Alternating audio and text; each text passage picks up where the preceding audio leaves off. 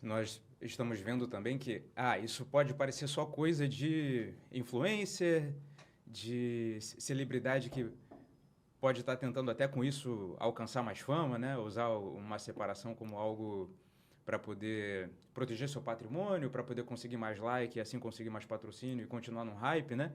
Mas, na verdade, a gente vê que mesmo no meio católico, a, a destruição da família e uma concepção errada a respeito do matrimônio vem acontecendo a passos largos também, né, professor? Sim. No caso dos católicos, isso se tributa ao modernismo, né?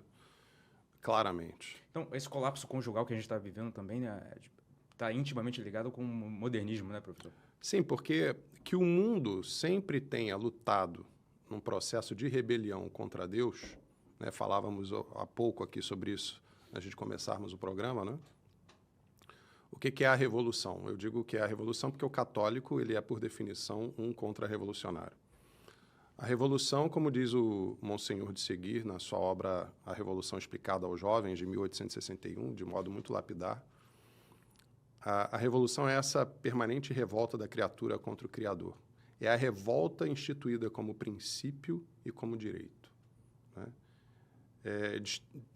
Desenvolvendo um pouco mais, é a revolta da vontade contra a inteligência e da inteligência contra a fé.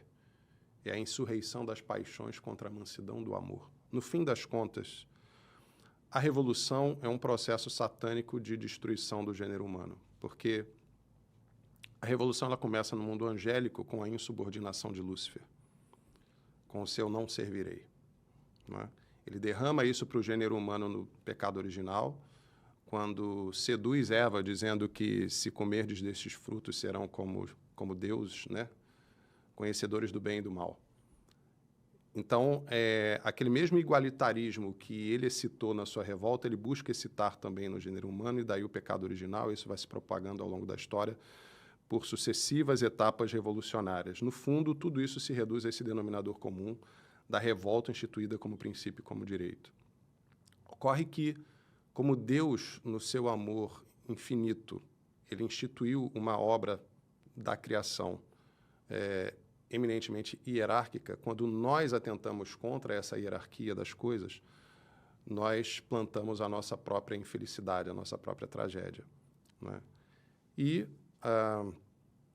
então, a revolução, ela se espraia de que maneira? Qual é a finalidade da revolução? Se ela é um projeto que começa em Lúcifer, se ela começa com o próprio Satanás, ele sabe da impossibilidade de atingir o próprio Deus. Ele não pode nada contra Deus. Então, o que ele faz? Ele tenta atingir, ele tenta destruir a imagem de Deus na criação que somos nós. Uhum. E nos usa como soldados para isso, né? Então, cada etapa revolucionária é mais um passo que nós damos na destruição de nós mesmos, da nossa própria felicidade, né? Ela é um combo fechado. E que nós não temos condições de cumpri-lo integralmente por conta do pecado, daí a necessidade da graça, daí a necessidade da oração e da vida sacramental, sacramentos estes que só a Igreja Católica pode ministrar. Então, na medida em que o homem aceita flexibilizar a moral católica e o matrimônio católico, ele se lança no caminho da sua própria destruição. No caso dessas celebridades, que eu nem conheço a fundo essas pessoas, mas eu presumo que não sejam católicas, né?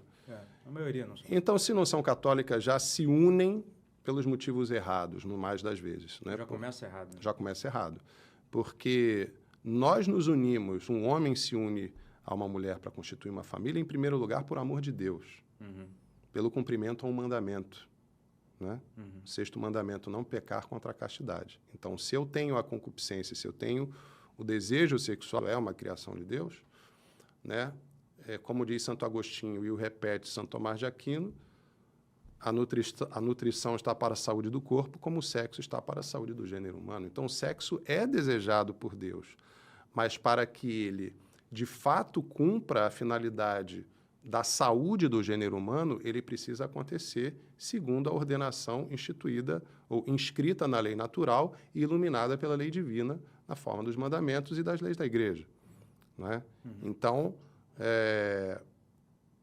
as relações conjugais, as relações sexuais, melhor dizendo, elas têm que acontecer no ambiente matrimonial e devem ser abertas à vida para que a vida não interrompa o seu fluxo.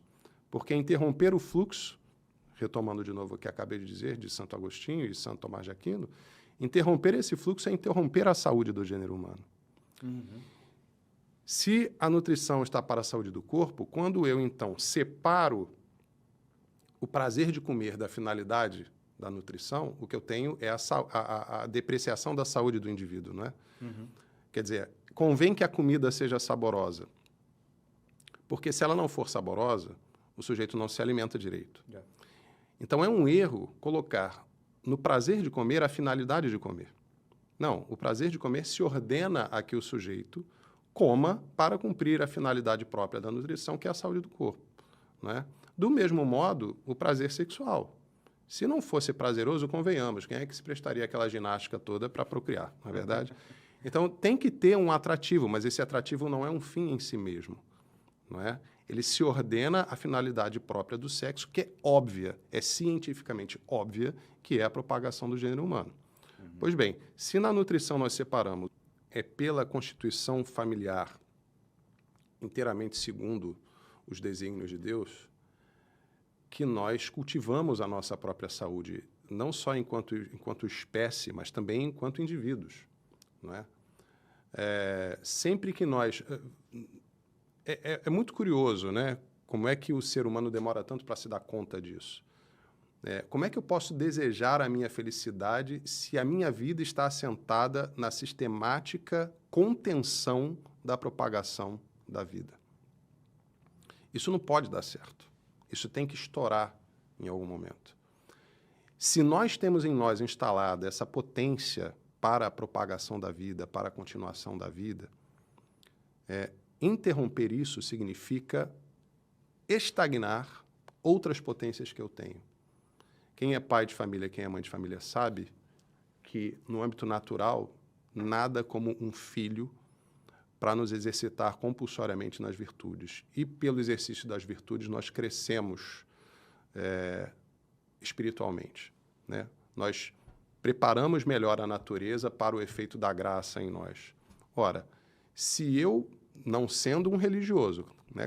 Claro, isso precisa ficar claro, né? Porque o cumprimento da castidade através do celibato é parte de uma vocação religiosa. Então, o monge, o frade, o padre, a freira, tem um chamado mais alto à castidade na forma celibatária, porque vão entregar-se a Deus de uma outra maneira. Agora, para todos aqueles que não têm esse chamado, a carne vai falar muito alto. E quando a carne fala muito alto, ela nos convida a participar dessa trama da vida, a sermos coparticipantes da criação. Veja que expressão bonita, né? Quando eu me torno pai, ou quando uma mulher se torna mãe, ela se torna coparticipante na criação.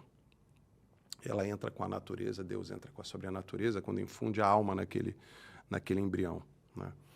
Então, quando eu opto deliberadamente por me retirar disso, eu me retiro da trama da vida natural, né? E, ao me retirar, eu me retiro também de todo um sistema que rodaria automaticamente no sentido de me exercitar nas virtudes, no desprendimento de mim mesmo. Recentemente, eu tomei contato com um corte daquele pessoal, eu vou poupar aqui os adjetivos, mas pessoal do Porta dos Fundos, né? Mas até um Gregório do Vivier da vida, quando entrevistado lá pelo companheiro dele, que eu não lembro o nome, falando sobre paternidade, o sujeito vinha com toda uma conversa: rapaz, eu não entendo essa coisa, o sujeito diz que a paternidade é a melhor coisa da vida, mas o sujeito está com olheira, não dorme há não sei quanto tempo, reclama da vida o tempo todo, como é que é isso e tal? E o Gregório do Vivier falou: cara, é a melhor coisa que existe. Não, pô, mas como é que pode isso? Não sei o que. Cara, porque é o seguinte, olha só, eu estou falando de Cristo. O Gregório do Vivier fala isso. Eu estou falando de Cristo. Porque um filho, ele te tira do teu próprio umbigo um tempo. Você não é o centro das coisas, sabe? É a coisa da doação. É assim, você não esperar nada em troca. Quer dizer, até um Gregório do Vivier, quando ele dá um tempo na sua atividade revolucionária e destruidora do gênero humano, não é? Por meio da piada, por meio da relativização, da sacralidade das coisas, mesmo ele tem condição, quando isso abaixa um pouco pela paternidade, veja bem, será que ele seria capaz de dizer isso não sendo pai? Pois é. Quer dizer, tendo sido pai, Vamos colocar de lado aqui as condições em que isso aconteceu, se está casado ou não está É. casado, não sei, não importa. O meu ponto aqui é o seguinte, a experiência natural que o fez pai de alguém o colocou numa perspectiva diferente. E, sem dúvida alguma, surpreendente para os seus pares, quando ele se coloca dessa maneira. Ele cita o nome de Cristo, que tantas vezes ele profanou na obra do próprio Porta dos Fundos. Então, é uma coisa impressionante, não é? É aquilo que eu dizia antes, isso está em nós, isso está inscrito em nós, só que nós sufocamos isso pelo pecado. Então, só para voltar lá no que você havia perguntado antes, sobre a questão, até entre católicos nós temos uma crise do matrimônio, isso se tributa ao modernismo, porque o próprio ensinamento pós-conciliar, pós-concílio Vaticano II, ele nivela as finalidades do sacramento, né? Então, o magistério de sempre da Igreja sempre colocou como a fim primário do casamento a prole, né? Então, quando nós começamos a nivelar, e isso está no Código de Direito Canônico, inclusive, de 1983, né, o novo código que surgiu por conta do Concílio Vaticano II. Quer dizer, quando nós nivelamos o bem dos cônjuges com a prole, eu começo a moldar uma nova mentalidade que coloca no mesmo nível o bem-estar, seja qual for a definição disso, dos cônjuges, né? E aí cabe um monte de coisa. Ah, se eu tiver um filho agora, eu vou macular o bem-estar da minha relação conjugal. Certo? Você abre margem para isso. Por quê? Porque a prole já não está mais em primeiro plano. Ela não está mais pétreamente consolidada ou estabelecida como fim próprio do matrimônio, né?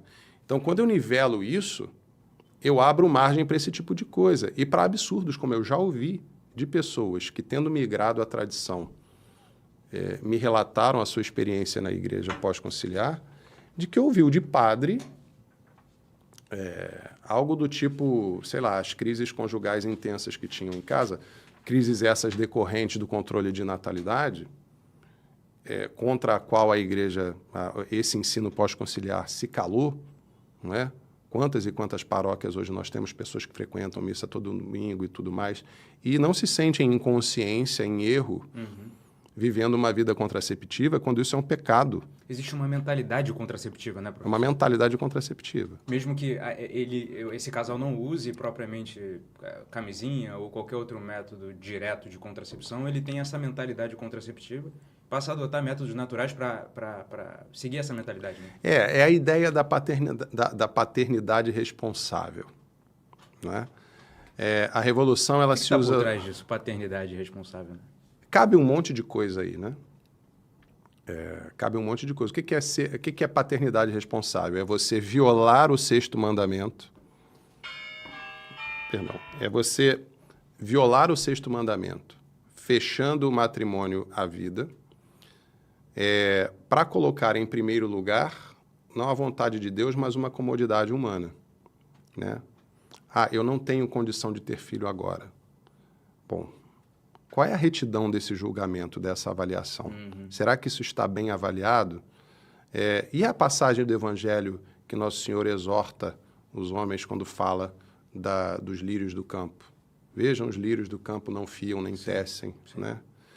Mas nem Salomão, na sua glória, se vestiu com tanta pompa. Se é assim com esta erva que hoje está aqui e amanhã será lançada ao fogo, tanto mais convosco, homens de fé pequenina, né? Buscai primeiro o reino de Deus e a sua justiça, e tudo mais vos será dado em acréscimo. Constituir uma família sempre foi um desafio permanente às finanças. Sempre foi, né? E se nós hoje pensamos diferente, mesmo dentro de uma mentalidade supostamente católica, é porque nós já estamos com a fé muito enfraquecida. É porque nós já não confiamos mais tanto na providência. Substituímos a noção de providência por essa ideia terrena, naturalizada, de paternidade responsável. O que é paternidade? Ah, eu não posso botar filho no mundo que eu não posso criar. Olha, é muito fácil essa expressão, esse conceito, ele é muito sedutor. Mas acho que o melhor argumento que a gente pode jogar contra ele é olhar um pouco para trás e ver o resultado da mentalidade contraceptiva no tempo. Hoje pode-se dizer que essa paternidade responsável se ancora no custo altíssimo de um filho. Né? Escola, saúde, plano de saúde, uma série de coisas. Só que é o seguinte, se as pessoas hoje estão tendo menos filho porque o filho ficou caro, é porque lá atrás preferiram ter menos filhos para que sobrasse mais dinheiro. E isso subverteu a economia. Hoje a economia está de cabeça para baixo.